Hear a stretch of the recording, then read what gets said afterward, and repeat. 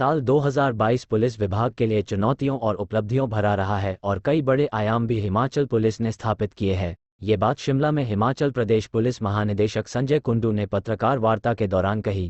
संजय कुंडू ने कहा कि 2022 में हिमाचल प्रदेश पुलिस ने नशे, महिलाओं व बच्चों से अपराध और दुर्घटनाओं में कमी लाने के लिए काम किया, जिसमें पुलिस को कामयाबी भी मिली है।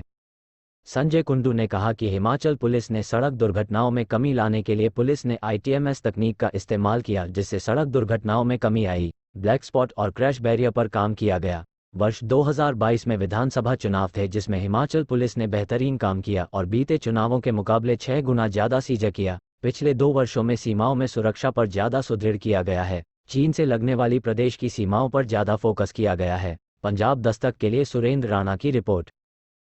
देखिए, मैं इसके लिए पूरी फोर्स का हमारे मतलब एडिशनल DG से लेके कांस्टेबल से लेके जितने क्लास 4 हैं, चाहे वो कुक्स हैं, चाहे वो स्वीपर हैं, सबका एज ए टीम बहुत बहुत धन्यवाद करना चाहता हूँ।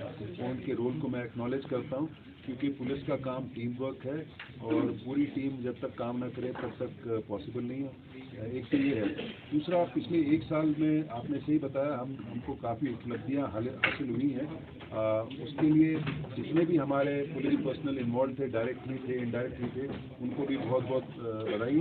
देखिए, ऐसा है कि काफ़ी चीज़ें हमने अचीव की, कुछ पिटफॉल्स भी थे और जो पिटफॉल्स थे उससे हमको सीखना है और मैं आशा करता हूं कि सन 2023 में हम पिछले साल से बेहतर काम कर पाएंगे। लेकिन ऑल इन ऑल अब मैं ये कह सकता हूं कि क्राइम काफ़ी अंडर कंट्रोल रहा और 2 एस्पेक्ट्स हैं या 3 एस्पेक्ट्स हैं जिसमें हमने विशेषकर बहुत अच्छी उपलब्धि हासिल की। एक तो crime against women and children, महिला और बच्चों के खिलाफ अपराध, दूसरा है ड्रग्स का और तीसरा है रोड ट्रैफिक एक्सीडेंट्स का। तो 3 फोकस एरियाज में हमारे सब लोगों ने बहुत मेहनत की, जिसके कारण बड़े पॉजिटिव रिजल्ट्स आए। तो भैया जी, बात 2020 में जब जून में हमारी टीम गई थी तो उसमें 5 यंग IPS ऑफिसर्स थे, 2 महिलाएं भी थी उसमें। उन्होंने बड़ा अच्छा काम किया था। उसके बाद हम रेगुलरली टीम भेजते जा रहे हैं। हमने 12 पॉइंट्स रिकमेंड किए थे सरकार को। मुझे बड़ी खुशी कि 12 के 12 पे बहुत अच्छा काम हुआ है। और एक जो बड़ा इशू था डीपॉपुलेशन, वो भी पिछले यूनियन कैबिनेट में एक नया वाइब्रेंट विलेज प्रोग्राम करके एक प्रोग्राम चलाया, उसके द्वारा एड्रेस कर रहे हैं। आज मैं बड़ी कॉन्फिडेंस के साथ कह सकता हूँ कि आज हमारे जो बॉर्डर पे है स्थिति पिछले 2 साल से बहुत बेहतर है। तो रहेगा किस तरह से आगामी वर्ष के लिए जो कार्य किए जाएंगे? देखिए, जैसे आपको अभी हमने प्रेजेंटेशन में बताया, हम जो वर्ल्ड की सबसे बेहतर फोर्स है न्यूयॉर्क पुलिस डिपार्टमेंट, उनके नक्शे कदम पे चल रहे हैं और इसी तरह की मॉनिटरिंग है, रिव्यू है, उसी तरह का डाटा एनालिटिक्स हम कर रहे हैं। आशा करते हैं कि 2023 में भी जो हमारे फोकस एरियाज हैं उसमें हम अच्छा कर पाएँ।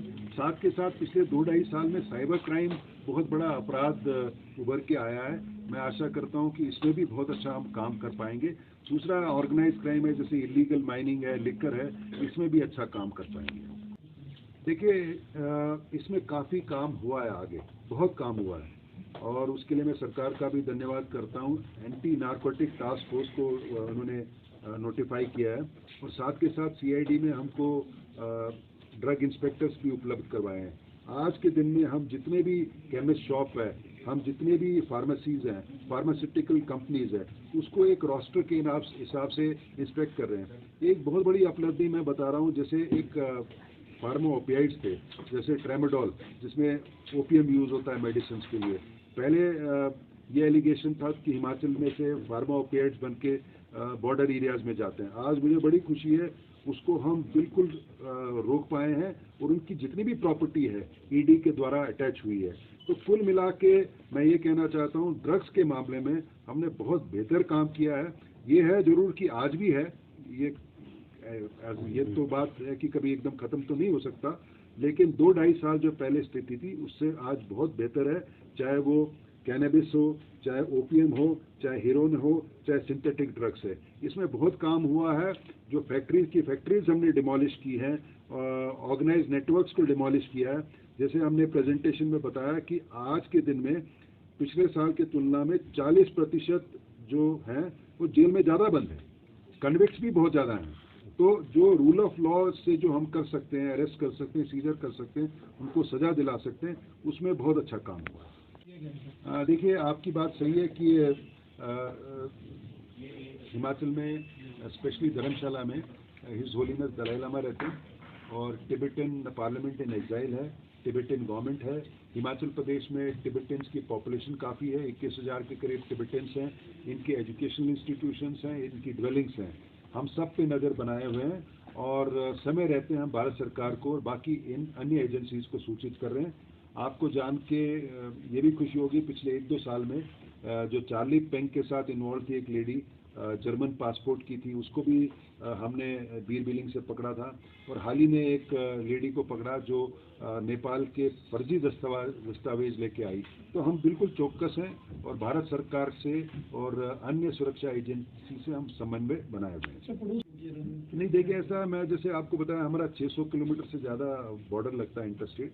हम बिल्कुल सतर्क हैं और हमारे नाके हर जगह हैं, हमारे इंटेलिजेंस ड्रिवन ऑपरेशन है। हम इंश्योर करते हैं कि कोई क्राइम हो उसको लॉजिकल एंड पे ले जाएं। आप ये कह सकते हैं हम we are fully alert and alive to the situation.